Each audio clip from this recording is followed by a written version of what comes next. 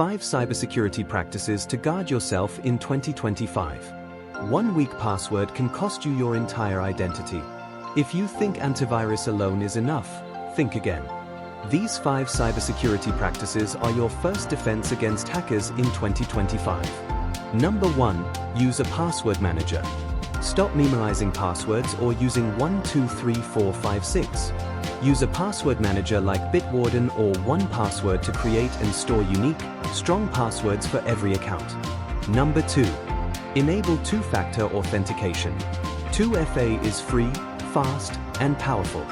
Even if your password leaks, 2FA blocks access. Instead of SMS codes, use apps like Google Authenticator or Authy. Number 3.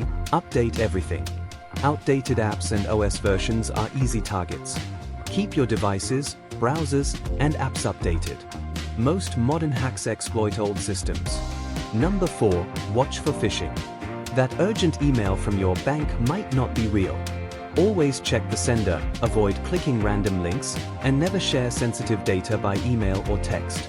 Number 5. Secure your Wi-Fi. Your home Wi-Fi is a digital front door.